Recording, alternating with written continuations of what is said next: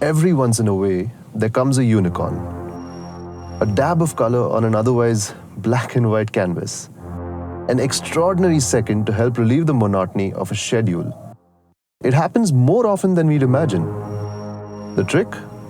It's to be ready and open to it. Today, I'm ready. Today, I'm open. Today, I drive one of the best sports cars in the world. But there's a catch.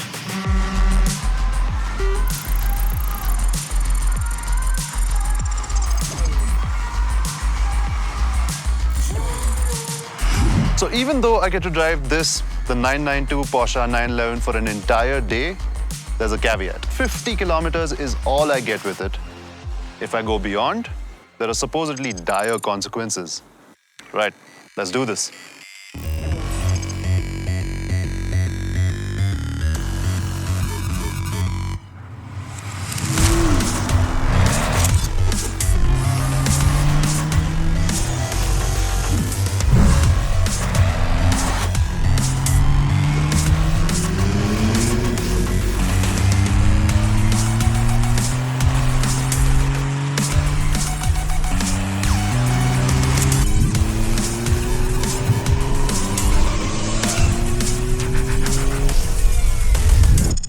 That's actually not what I had in mind.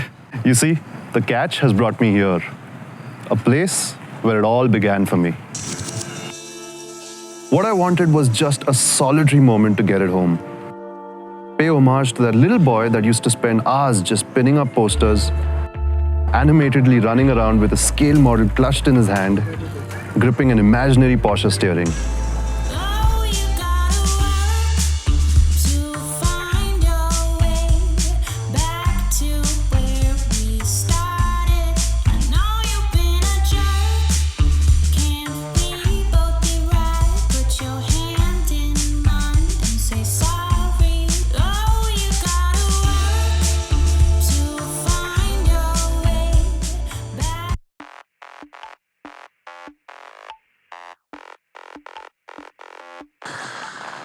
So, why do they call the 911 one of the best sports cars in the world? 60 years ago, Porsche put an engine at the back of a vehicle and called it a sports car.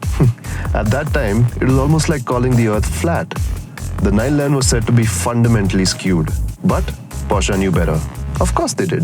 They discovered that at the limit, the 911 performed better. The weight of the engine at the back pinning the rear wheels to the ground, giving them better grip, accelerating out of a corner. Almost like downforce. There were those that overcooked it and hence found themselves wrapped around a tree. In fact, some 911s came to be known as widow makers. But that sort of brilliance, it's just so hard to come by. It's an art Porsche has mastered today.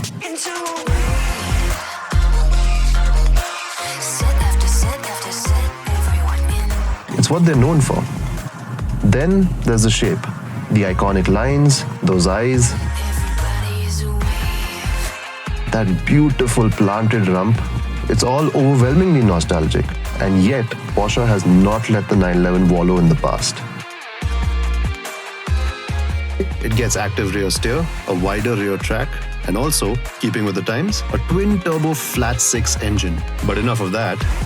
Let's see how all of that comes together.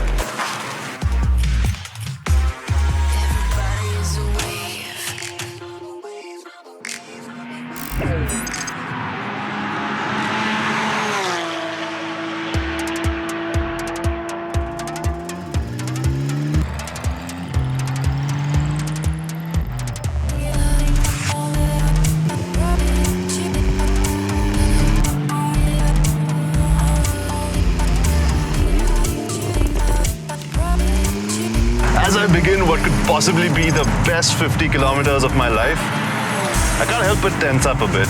After all, how often do you get to drive one of the best sports cars in the world? But the 911 could not have given me a more friendly welcome. It just wraps around you the moment you start going. And if it weren't for small little details like this little tiny compact steering or the fact that your seat is so low, you'd be hard-pressed to tell that this is a sports car.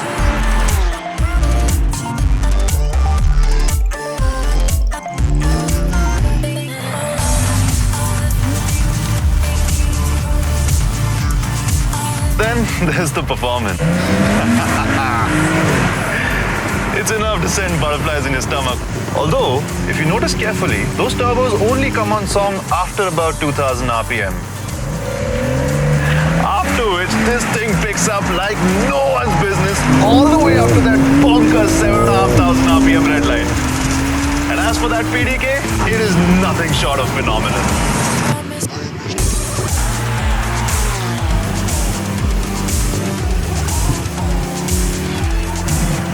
60 years of honing that rear engine, rear drive philosophy has resulted in a chassis that's incredibly agile. And as for the steering, there has to be some sort of witchcraft going on around here. Because you can literally will 1.8 tons around a corner.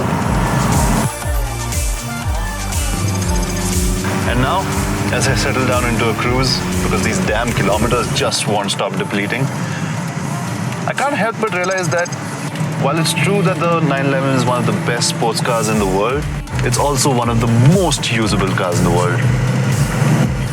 I get that 50 kilometers is probably not enough time to get to know a car, but it is enough to know that that raw, mechanical, joyous, singing Porsche soul has just gone missing somewhere down the 911 Grey Point.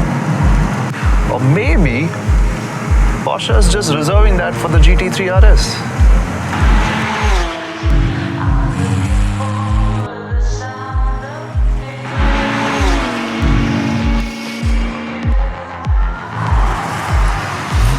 As my final kilometer with this beauty comes to a close, I can say with conviction, the 911 is a tribute to every man, woman and child who lusted after perfection.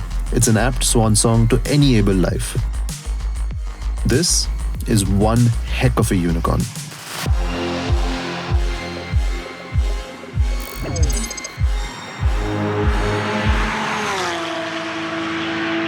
This drive, were it up to me, would never end. But like I said, there's consequences. With a car like this, damn those consequences.